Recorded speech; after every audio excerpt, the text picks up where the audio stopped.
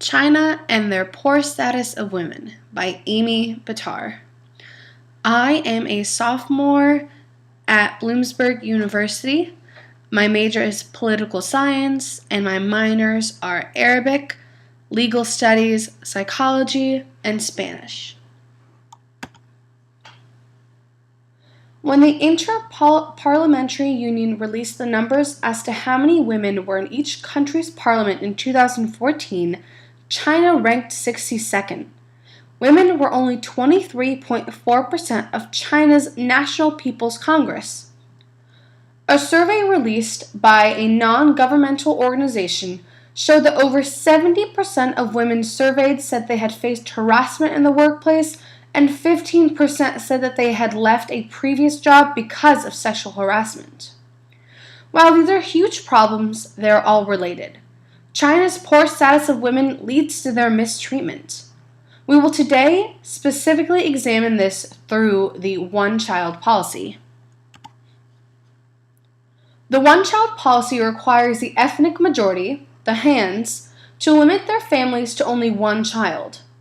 This did not officially start until the year 1980.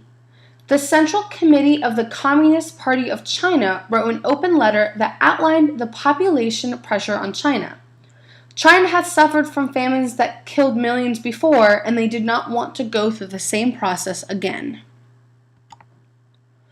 While the policy might seem like a good idea, it was actually not. It had prevented 400 million births, and in the year of 1983 alone, China sterilized over 20 million women, and the sterilizations were not always consensual. Women were forced to control how many children they had and were punished if they did not follow the rules with outrageous fines, public humiliation, and job loss. Officials would sometimes make visits to the homes of women without letting them know. They were looking for secret pregnancies. If women were found pregnant with their second child, they were not only publicly humiliated and degraded, but they would also be dragged out of their homes and taken to get a forced abortion. These women were sometimes 8 or 9 months pregnant. Abortions would be very painful when the female was that late into her pregnancy, yet they were forced to go through them anyway. When families had to decide between having a boy or a girl, they almost always chose to have a boy instead of a girl. This could have been for many different reasons. Boys were the children that carried the family name. Boys were the ones that got better and more meaningful jobs, such as politicians or doctors, and they also provided them with more income. Boys were the ones who were considered the head of the family. Boys were the children that families wanted to keep. This all comes and stems from a stigma that degrades and belittles the status of women. Boys were being chosen at such a higher rate than girls that at one point, there was 121.2 boys for every 100 girls there were in China. Boy babies were in such a high demand, families would do whatever they could to ensure that they would have a son and not a daughter. Families were getting abortions in sky-high numbers when finding out that the baby they had conceived was a girl. It got so bad that China actually made it against the law for doctors to tell the families the sex of their babies in the 1980s. This law did not stop the problem, though. Infanticide rates grew. Infanticide is the killing of infants. Families were having their babies, but when a girl would come out instead of a boy, she was more times than not abandoned. Newborn baby girls were left outside, not fed, and not cared for, which would lead to their death. This continues to prove that the status of women was so low that families were willing to neglect their own children just because they would rather have a son instead of a daughter. There are about 35 million more boys than there are girls. This means that there is not enough women to marry the boys. Men who are on the lower level of the socioeconomic totem pole will not have wives. This is a problem because the only way to fix this problem is for couples to be having more female children in hopes to lower the gap and equate the number of boys to girls in China. The only way to replenish the population is through women.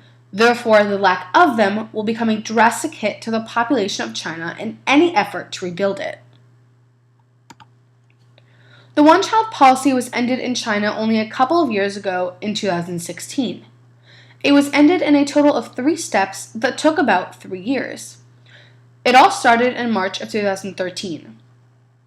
China combined the National Population and Family Planning Commission with the Ministry of Health in order to create the new National Health and Family Planning Commission. In November of 2013, which was 8 months later, China released a new rule saying that families could have more than one child if one of the parents was an only child themselves. The final step took place in October of 2015. This rule made it legal for all couples to have 2 children, even those with parents who had already had siblings. Women do not matter as much and are not valued as much as their male colleagues.